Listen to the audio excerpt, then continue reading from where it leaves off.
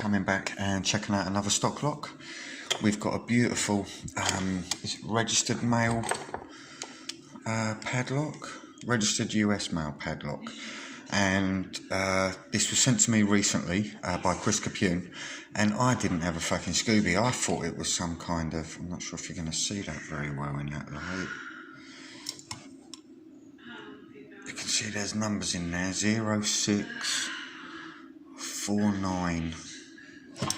And actually, this was for registered sacks, and I believe this was used to secure the bag.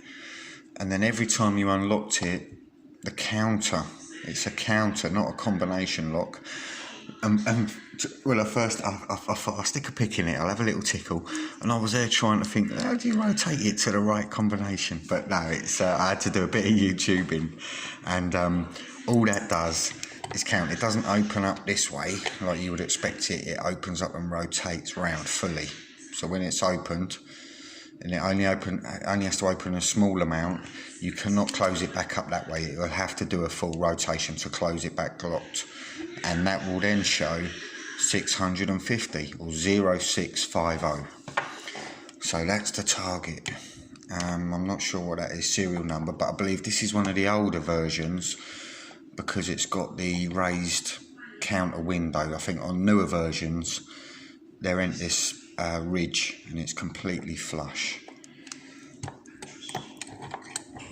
But we'll see how we get on with it.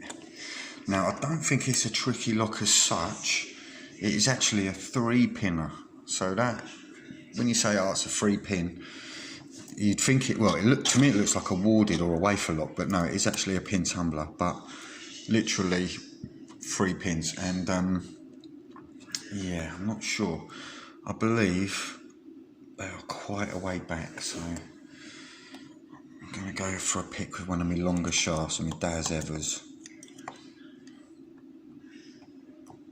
So we'll see how far we can get in and see if we get in far enough.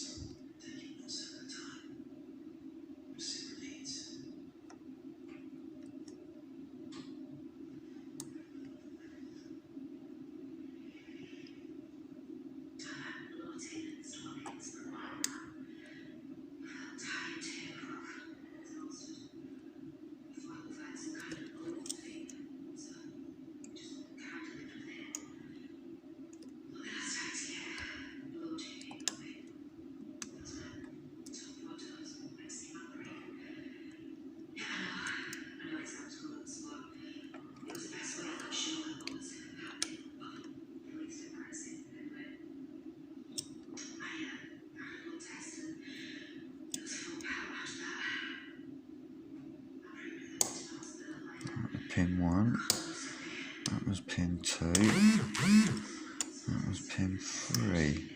There we go, there we go. And I think that counter, I think I heard it click. So you can see the lock is open, and that is not going back at all. So now you're going to have to do a full rotation, and it has changed to 50 now.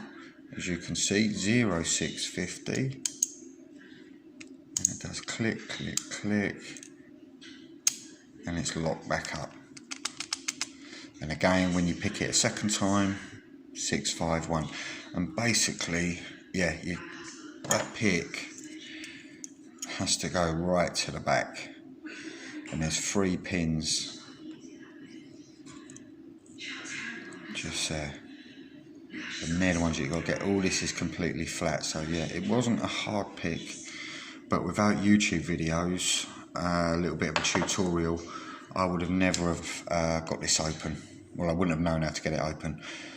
So that's the wonders of YouTube. And this lock has already been put to one side for someone. I'm going to keep it for UKOF off of the uklocksport.co.uk forum.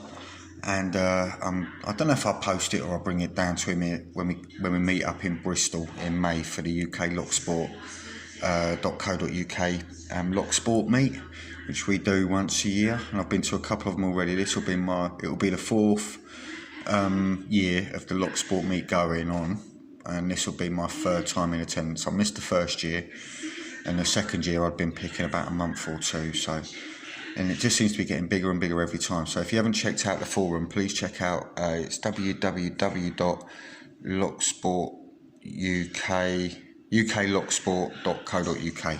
Yeah, uklocksport.co.uk. And yeah, great lock. And thank you, Chris, again for sending me this, mate. Chris Capune. Brilliant. Really do appreciate that, mate. And that is a lovely lock. And yeah, if I did collect padlocks, this would be staying with me. But obviously, yeah, sending it off to you, Koff.